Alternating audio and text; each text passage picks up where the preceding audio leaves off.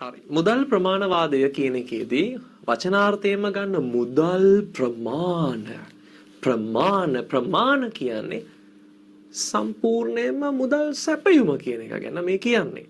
ඒ කියන්නේ ඉකොනොමි එකේ තියෙන මුදල් ප්‍රමාණය කියන්නේ ඉකොනොමි එකේ තියෙන සල්ලි ටික. මුදල් ප්‍රමාණවාදීන් කියන මොවුන් කියනවා මාර ලස්සන කතාවක්. ඒ කතාව තමයි මෙයාලා කියනවා මුදල් ප්‍රමාණය ගැනනේ මෙයා මුදල් ප්‍රමාණය පිළිබඳ මතවාදී කියන්නේ මතවාදී. හරිද? මුදල් සැපයුම පිළිබඳ මතවාදයක් තමයි මෙයා ඉදිරිපත් කරන්නේ. මෙයා කියන කතාව ඔන්න සිහි කල්පනාවෙන් අහන් ඉන්න හොඳේ. මෙයා කියනවා රටේ මුදල් සැපයුම වැඩි වෙන සෑම විටම කොහොමද? සෑම විටම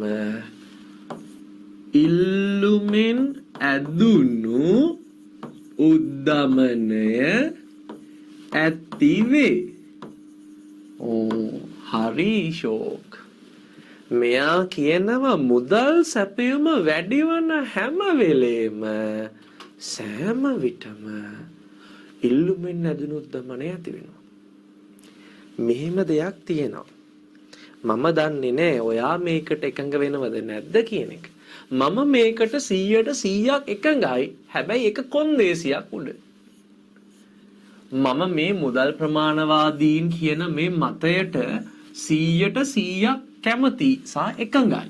ආයි තර්ක නෑ 100% එකඟ වෙනවා. හැබැයි එක කොන්දේසියක් උඩ.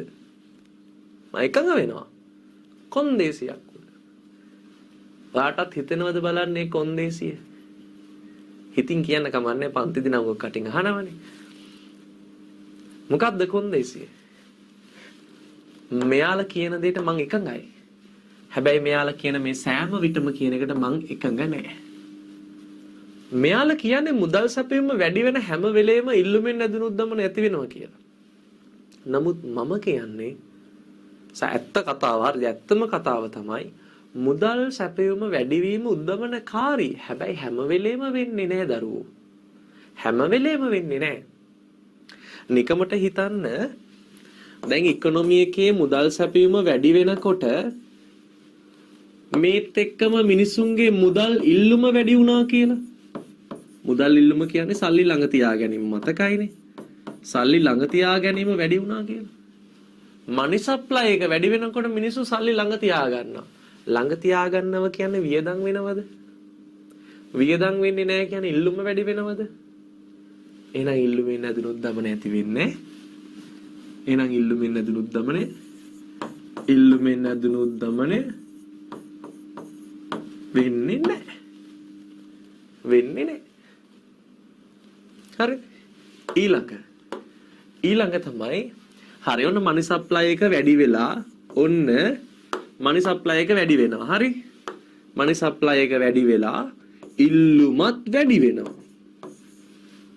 මෙන්න මෙහෙම වෙනවා කියලා හිතන්න. ඔන්න දැන් මෙන්න මෙහෙම තියෙන්නේ සමාහාර ඉල්ලුම. මෙහෙම සමාහාර සැපයීම තියෙන්නේ. මනි සප්ලයි එක වැඩි වෙලා සමාහාර ඉල්ලුම වැඩි වෙනවා. හරිද? වැඩි වෙනවා. වැඩි වෙනකොටම දරුවෝ මනි සප්ලයි එක වැඩි වෙලා හරිද? මුදල් සැපයීම වැඩි වෙලා ඉල්ලුම වැඩි වෙනකොට උද්දමනය ඇති වෙනවා. හැබැයි ඉල්ලුම වැඩි වෙනකොටම ආර්ථිකේ නිමවුමත් වැඩි වුණා නම් සප්ලයි එකත් මේ විදිහට වැඩි වුණා නම් උද්දමනය ඇති වෙනවද? වෙන්නේ නැහැ. එහෙනම් මුදල් සැපීම වැඩි වීම සෑම විටම උද්දමන වෙන්නේ නැහනේ. මනි සප්ලයි එක වැඩි වෙනකොට පළවෙනිට මිනිස්සු සල්ලි ළඟ තියා ගන්නව නම් ධනය රැස් කිරීමේ මාධ්‍යයක් ලෙස ලංක සල්ලි ටික තියා ගත්තොත් ඉල්ලුම වැඩි වෙන්නේ නැහැ. උද්දමන නැති වෙන්නේ නැහැ. ඒ වගේම තමයි මනි සප්ලයි එක වැඩි වෙලා ඉල්ලුම වැඩි වෙනකොට හරිද? දැන් මනි සප්ලයි එක වැඩි වෙලා ඉල්ලුම වැඩි වෙනවා දැන්. ඉල්ලුම වැඩි වෙනකොට සමස්ත සැපයුමත් වැඩි වුණා නම් උද්දමන ඇති වෙනවද? නෑ. එහෙනම් මෙච්චරයි. ඔක සරලව ගත්තොත් මෙච්චරයි. මුදල් සැපයුම වැඩි වෙනකොට පළවෙනියටම මුදල් ඉල්ලුම වැඩි වුණොත් ඉල්ලුම වර්ධනය නොවේ. ඉල්ලුම වර්ධනය වෙන්නේ නැහැ කියන්නේ එතනම ලප්තනම ලොප් වෙලා යනවා. ඒ කියන්නේ එතකොට උද්දමනය ඇති නොවේ. ඇති නොවේ. හරිද? ඒක තමයි එක. දෙක මුදල් සැපයීම වැඩි වෙනකොට ඔන්න ඔය කියන විදිහට හිතන්න මුදල් සැපයීම වැඩි වෙලා සමහර ඉල්ලුම වැඩි වෙනවනේ. සමහර ඉල්ලුම වැඩි වෙනවනේ. සමහර ඉල්ලුම වැඩි වෙනකොට මොකක්ද වෙන්නේ? සමහර ඉල්ලුම් වැඩි වෙනකොට සමහර සැපයුමත් වැඩි වුණා නම් උද්දමනය ඇති වෙන්නේ නැහැ. ඔන්න හේතු දෙක. එහෙනම් ඔප්පු වෙනවා. එතනම ඔප්පු වෙනවා. මුදල් සැපයුම වැඩිවීම උද්දමනකාරී.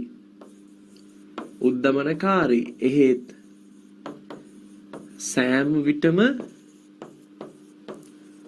උද්දමනකාරී නොවේ.